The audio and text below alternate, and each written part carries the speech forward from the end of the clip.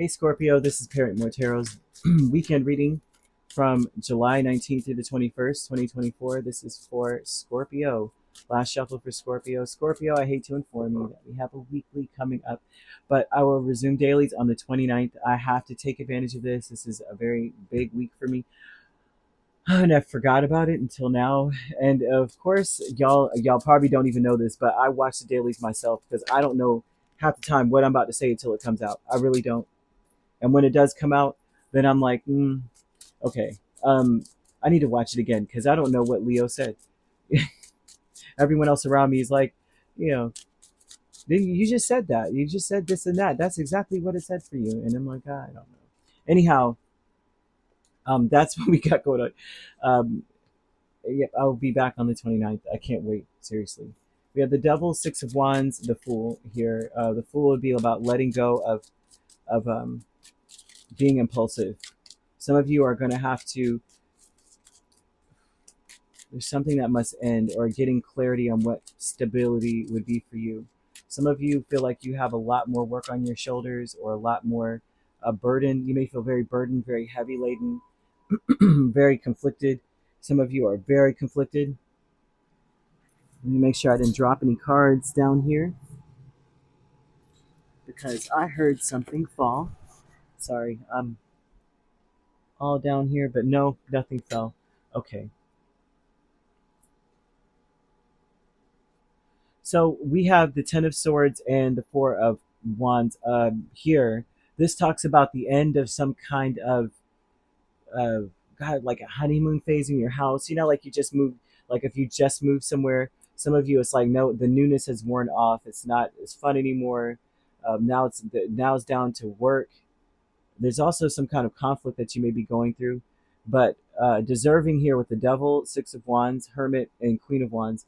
A lot of you may feel like I deserve to have some time to consider what I'm taking on. I need some time to really think deep. mm, about what I've taken on.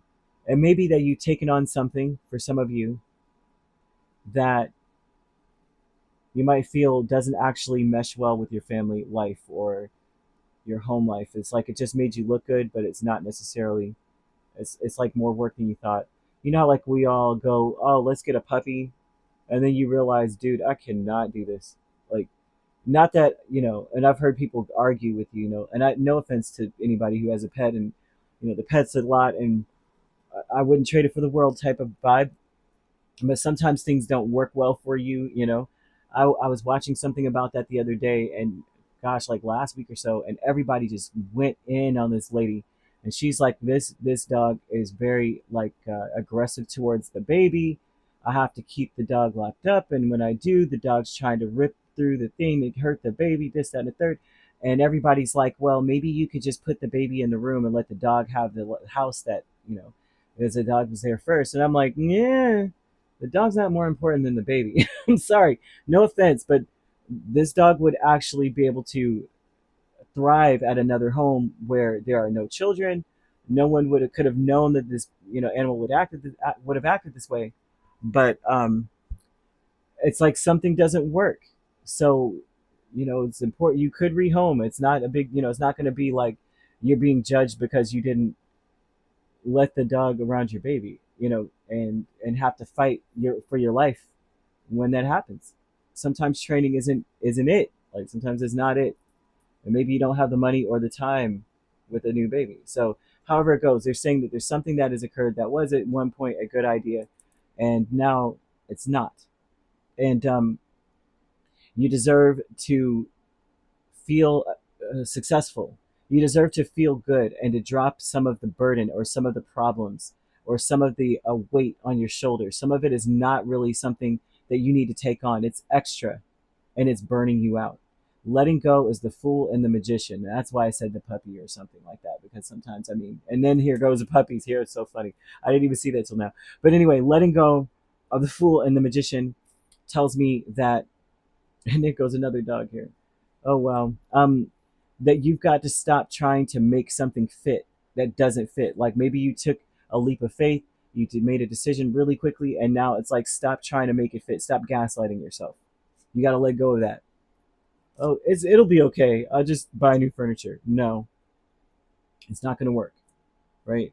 Milestone is a page of swords in the Hierophant, and this is talking about you finally are, uh, you're sad, but you are at a place where you realize, like, you're looking at something saying, look, check, check, check. This is not going to, this is the conflict. You finally are at a point where you're clear about what the conflict is. It's a milestone because maybe it was hard for you to make a decision. It was hard for you to see something a certain way. It's almost like you did something traditional, but it ended up being very conflictual instead. And that's part of the reason why I guess too, that's another aspect of the puppy they keep throwing out. It's just like that. Traditionally, you'd say, oh, you know what? We got the picket fence, the two kids, and the dog now. And then you get the dog and you realize, this is not going to work out for me. And then everyone's ragging on you. I keep seeing, man, I could not believe it. People are going off like that.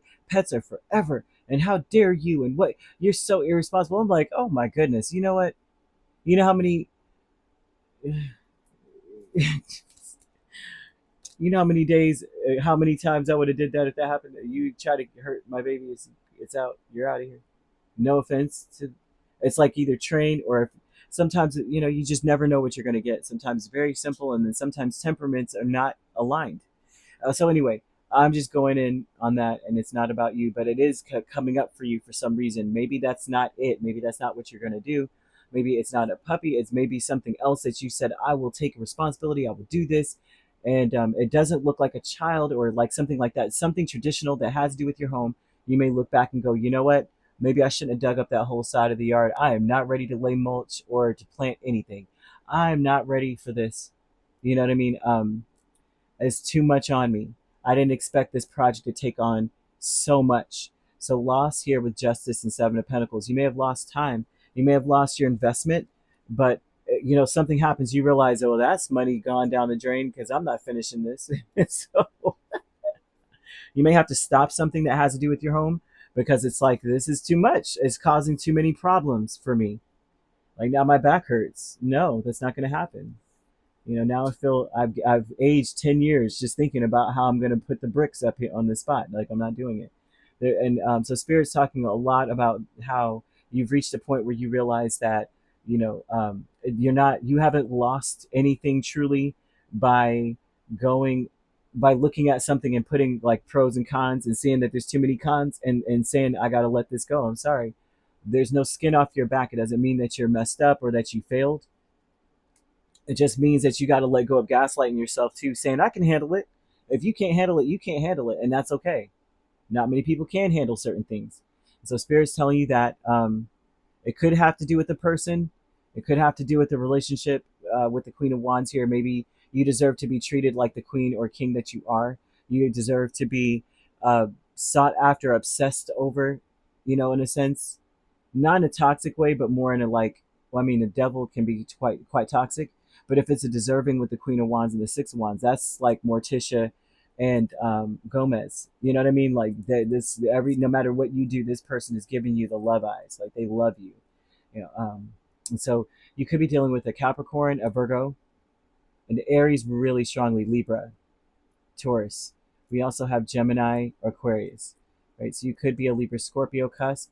You could be a Scorpio Sagittarius cusp. We have Virgo Libra cusp, Leo Virgo cusp. You could be dealing with as well. Aries Taurus cusp, Taurus Gemini cusp, Capricorn Aquarius cusp as well, Sagittarius Capricorn. If you're not dealing with those signs could also be in your chart. If you'd like to book a personal reading with me, my links are on my page. Peace, love, and light. Take care.